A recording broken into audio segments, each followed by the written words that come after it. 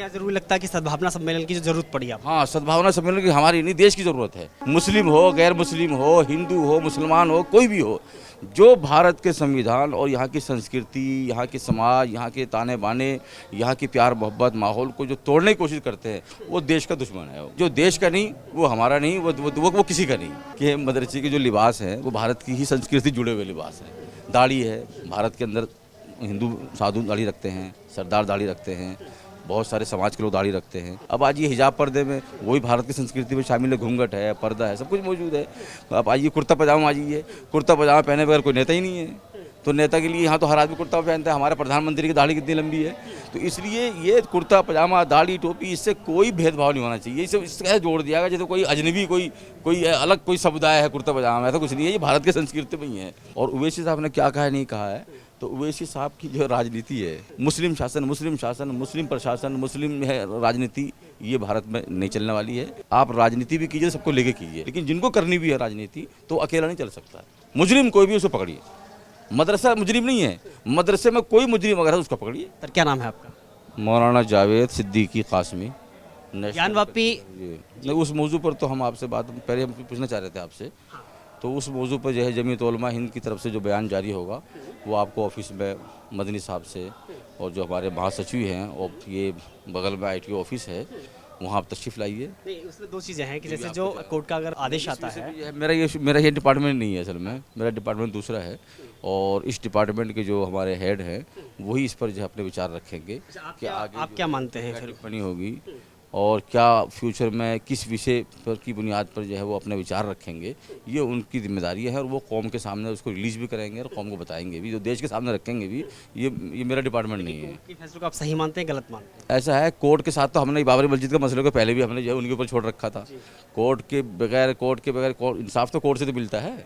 बस तो आगे तमाम फैसले जो भी हैं, पहले भी सबने हम लोगों ने जो है तमाम भाई कोर्ट पर ही रखा है। कोर्ट तो जो है वो सुतून है जो भारत के संविधान को, उनकी रक्षा करना सब कोर्ट की जिम्मेदारियां हैं। इसलिए जो भी होगा हम तो उनसे ये उम्मीद रखते हैं कि जो होगा अच्छा होगा, बाकी आगे देखिए क्या होता है। लेकिन आज भी आप मानते हो कि वो फव्वारा और जो शिवलिंग पे जो बहस होती है, उस पर आप कैसे देखते हैं? उस विषय पर हम तो ये कोई बात ही नहीं करेंगे। डिस्ट्रिक्ट कोर्ट ने भी इस पर जो भी सर्वे कराया है नहीं कराया है, तो इस विषय पर उनकी जिम्मेदारियां जो बनती है वो इस विषय को देखें। और उन्होंने जो है आज जो मुस्लिम पक्ष है वो भी आज शायद वहाँ पहुँचे हैं वो लोग, और वहाँ पहुँच करके देखिए मतलब कोर्ट का उस पर जो फैसला करता है, और इंसाफ ही करना चाहिए। और इस पर हम चाहेंगे कि जो है कोई झगड़ा फसाद ना हो, कोई भी मसला हो आगे हो बैठ के भी होना चाहिए। और बल्कि हम लोगों ने एक सद्भावना सम्मेलन में भी ये बात रखी थी कि कोई भी समस्या है उनको बैठ करके उसका समाधान निकालो। बस ये वाकई कहना ऐसा चाहिए। क्या ज़रूरी लगता है कि सद्भावना सम्मेलन की जो ज़रूरत पड़ी आप? हाँ, सद्भावना सम्मेलन की हमारी नहीं, देश की ज़रूरत है। देश की और जनता की ज़रूरत है कि अगर जो है अगर हम, हाँ इसकी बात तो हम आपसे कर सकते हैं। चूँकि समाज को अगर हम लोग जो है आपस में नहीं जोड़ेंगे तो फिर दूरियां बढ़ेंगी। जब दूरियां बढ़ेंगी तो फिर नफ़रत पैदा होगी, और जब नफ़रत पैदा होगी तो फिर क्या होगा कि एक आदमी दूसरे आदमी से फिर या तो कहीं डरेगा या दबेगा या दबाएगा। तो इससे फिर जो है ना भारत का विकास थम जाएगा। तो इसलिए हम लोग भारत के विकास को सामने रख करके सद्भावना की बात करते हैं। सद्भावना का काम कौन कर रहा है, बात कौन कर रहा है? देखिए, जो भेदभाव की बात करे, इसमें आप किसी धर्म को, किसी जात को खास मत कीजिए ना। हम कर रहे हैं, चाहे वो किसी भी समाज का हो, मुस्लिम हो, गैर मुस्लिम हो, हिंदू हो, मुसलमान हो, कोई भी हो, जो भारत के संविधान और यहाँ की संस्कृति, यहाँ के समाज, यहाँ के ताने बाने, यहाँ की प्यार मोहब्बत माहौल को जो तोड़ने की कोशिश करते हैं, वो देश का दुश्मन है वो। बस ये, और कहने वाली बात ये है, जो देश का नहीं, वो हमारा नहीं, वो किसी का नहीं। बस ये हमारा नाम है। देश में आपको लगता है कि कुछ समय से जो सरतन से जुदा के जो नारे लगे, उसके बाद में जो घटनाएं हुई, उनका किस तरह से देखते हैं? उसके पीछे की षड्यंत्र? इसका ताल्लुक कोई धर्म से नहीं है। व्यक्तिगत तौर पर क्या बोल रहा है नहीं बोल रहा है तो वो खुद जिम्मेदार है। इसको धर्म से, मुस्लिम नाम से जोड़ना ठीक नहीं है। ऐसे बहुत सारे बयान अलग अलग समुदाय की तरफ से भी आते हैं जो व्यक्तिगत तौर पर आते हैं, तो उनको हम किसी समाज से जोड़ दें, धर्म से जोड़ दें नहीं है। चूँकि हिंदू धर्म हो, मुसलमान धर्म हो, धर्म की बुनियाद पर हम लोग तराना पड़ते हैं कि धर्म नहीं सिखाता आपस में वैर रखना। तो इसलिए हम धर्म से जोड़ ही नहीं सकते इसको। और कोई तशद्दुद की बात करता है, अहिंसा की बात करता है, ये हिंसा की बात करता है, तो वो जो है वो देश समाज के लिए नुकसानदेह है, वो किसी भी समाज से हो। अच्छा, मदरसे को लेकर के जो अब बात आई कि सर्वे कराया जा रहा है, उसे कैसे देखते हैं? क्योंकि मदरसे में बार बार सवाल खड़े क्यों किए जा रहे हैं? मदरसे के बारे में क्या है कि कुछ लोगों ने अफवाह फैलाई है असल में कि भी ये क्या है, यूनिफॉर्म लिबास जो है मदरसे का कुर्ता पजामा। अरे आप ही सोचिए कि मदरसे के जो लिबास हैं वो भारत की ही संस्कृति से जुड़े हुए लिबास हैं। दाढ़ी है, भारत के अंदर हिंदू साधु दाढ़ी रखते हैं, सरदार दाढ़ी रखते हैं, बहुत सारे समाज के लोग दाढ़ी रखते हैं। इसी तरह टोपी है, हिमाचल में जाके देखिए, उड़ीसा में जाके देखिए, राजस्थान में देखिए, वहाँ पगड़ी बांधते हैं। तो ये तो यहाँ टोपी पगड़ी तो भारत में संस्कृति में शामिल है। अब आज ये हिजाब पर्दे में वही भारत की संस्कृति में शामिल है, घूंघट है, पर्दा है, सब कुछ मौजूद है। अब आइए कुर्ता पजामा, आ जाइए, कुर्ता पजामा पहने बगैर कोई नेता ही नहीं है। तो नेता के लिए यहाँ तो हर आदमी कुर्ता पहनता है। हमारे प्रधानमंत्री की दाढ़ी कितनी लंबी है। तो इसलिए ये कुर्ता पजामा, दाढ़ी, टोपी, इससे कोई भेदभाव नहीं होना चाहिए। इसे इसका जोड़ दिया गया जैसे कोई अजनबी, कोई अलग कोई समुदाय है कुर्ता पजामा, ऐसा कुछ नहीं है। ये भारत की संस्कृति में ही है। और मदरसा जो है ना, वो मदरसा है कि जिन्होंने भारत को बनाया है इस वजह, और भारत के लिए बड़े बड़े बलिदान दिए हैं मदरसा वालों ने। मौलाना अबुल कलाम आज़ाद देख लिए, मौलाना हिफ्ज़ुर रहमान देखिए, मौलाना हुसैन अहमद मदनी देखिए, मुफ्ती किफ़ायतुल्लाह देखिए, जितने भी उलमा हज़रात हैं, मौलाना मोहम्मद अली जौहर देखिए, मौलाना शौकत अली साहब देखिए, मौलाना फजल खैराबादी देखिए, माल्टा में रहे, इंडोमान निकोबार में रहे, काला पानी की सज़ा काटी, जेलों में पड़े रहे, सब उलमा मदरसे की तो हैं जिन्होंने देश के लिए, आज़ादी के लिए कुर्बानियाँ दी हैं और आगे भी दे रहे हैं। तो APJ अब्दुल कलाम साहब खुद मदरसे से पढ़ कर आए, मिसाइल मैन है देखिए। तो मदरसे को वो जो ना सर्वे करना ठीक है, मना नहीं है, इससे किसी को इससे भय नहीं है, लेकिन इससे क्या दोनों को फ़ायदा होगा। एक तो ये होगा जो मदरसे में कुछ कमी बेशी है वो भी सही हो जाएगी। हालांकि कमी बेशी कुछ नहीं है, कमी बेशी मुराद ये है कि जैसे कहीं इंतजामात में कमी है, लेटरिन बाथरूम है, सफाई सुथराई है, हो सकता है कोई कमी हो, ऐसा कोई नहीं है कि बिल्कुल ही सारे बिल्कुल ही। तो ऐसी कमी सरकारी स्कूल में भी है, जहाँ अगर वहाँ अगर 2000 बच्चे पढ़ रहे हैं तो वहाँ बाथरूम ही नहीं है, लेटरिन ही नहीं है, बहुत सारे हालात है भैया, दोनों जगह ऐसा कुछ नहीं है। तो इसलिए इंसाफ का तकाजा ये है कि दोनों तरफ बिल्कुल बराबर देखना चाहिए, चूँकि ये शिक्षा स्थान है और चाहे वो धार्मिक तालीम होती है और वहाँ और ये ऐसी स्कूल की तालीम है, तो बच्चों की रक्षा सबकी जो है जिम्मेदारी होती है, हुकूमत की भी है, प्रिंसिपल की भी है, गार्जियन की भी, सबकी है। तो बहुत अच्छा आपने सवाल किया है। तो मदरसे के ये सर्वे जो हो रहे हैं, तो उस सर्वे से कोई नेगेटिव माहौल न बने, मेरा मकसद ये है। आप हजरात के माध्यम से मैं ये कहना चाहूँगा, मदरसे ने बहुत बलिदान दिया है देश के लिए और आगे भी देगा, और मदरसा भारत की जान है। इससे नहीं है, इसने आज पूरी दुनिया के लोग भी फ़ायदा यहीं से उठाते हैं कि जैसे अगर नेता ये कहें कि सर्वे के नाम पर कहीं ना कहीं दबाने का, मुसलमानों को कुचलने का, और उसको अगर जमीयत उलमा हिंद की हम बात करें तो वो कहती है कि भाई मदरसों को बर्बाद करने का प्लान सरकार बना चुकी है। नहीं, जमीयत उलमा ने मैंने ये बात नहीं कही है। जमीयत उलमा ने ये कहा है कि उनकी नीयत सही हो, हम यह सर्वे के ख़िलाफ़ नहीं है। आज भी अखबार में बयान आया उनका, उन्होंने कहा तो हम सर्वे के ख़िलाफ़ नहीं है, लेकिन नीयत सही होनी चाहिए, ये जुमला कहा है। और उवैसी साहब ने क्या कहा है, नहीं कहा है, तो उवैसी साहब की जो राजनीति है जो उनकी सोच है, उनसे हर कोई जो है वो नहीं है। मुस्लिम शासन, मुस्लिम प्रशासन, मुस्लिम है राजनीति, ये भारत में नहीं चलने वाली है। यहाँ सबको सद्भाव को, इन तमाम धर्म के लोगों को साथ लेकर के आप राजनीति भी कीजिए, सबको लेके कीजिए। अगर हम लोग राजनीति वाले नहीं हैं, हम लोग सद्भाव से जुड़े हुए लोग हैं, लेकिन जिनको करनी भी है राजनीति, तो अकेला नहीं चल सकता। कोई ये समझे कि मैं मुसलमानों को लेकर अकेला MLA बन जाऊंगा, MP बन जाऊंगा और भारत में क्या वो मुख्यमंत्री बन जाएगा, कोई प्रधानमंत्री बन जाएगा, ऐसा कुछ नहीं है। भारत में सभी लोग सब जगह जुड़े हुए हैं। कोशिश ये करनी चाहिए कि नफरत खत्म हो, बस। चाहे सरकार किसी की भी, हमें कोई दिक्कत नहीं है, सरकार किसी की भी हो, किसी पार्टी नहीं, कुछ लोग तो आरोप ये भी लगा रहे हैं कि 14 के बाद में नफरती बयानबाजी, हिंदू मुस्लिम और मंदिर मस्जिद का राग ज़्यादा चल रहा है देश में। हाँ, कुछ लोग कह रहे हैं, आज अभी यहाँ प्रोग्राम में बैठे थे, कुछ लोग कह रहे इस बात को, यार मानते हैं इस बात है, ऐसा है, हम मानना छोड़िए, लोग कह रहे बैठे हुए।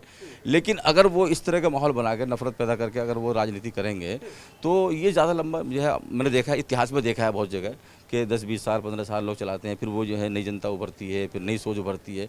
तो वो सोच होनी चाहिए कि जो कई सौ साल तक सरकार चले, इंसाफ के ऊपर चले, क्या आगे की नस्लें याद करें यार क्या वाकई में सरकार चलाई है, सबको बराबर इंसाफ की। जो मुजरिम है पकड़िए, चाहे मदरसे में पकड़ा जाए, मुजरिम कोई भी उसको पकड़िए। मदरसा मुजरिम नहीं है, मदरसे में कोई मुजरिम अगर है उसको पकड़िए। मुसलमान पर किसी तरह का, में अगर मिसाल के तौर पर स्कूल है, अब स्कूल में कोई आदमी जब मुजरिम निकल रहा है, वो कोई उसने गलती करी है, मिसाल का तो इंसान है, गलती करी है उसने, तो सज़ा स्कूल को मिलेगी या आदमी को मिलेगी? अकल वाली बात है।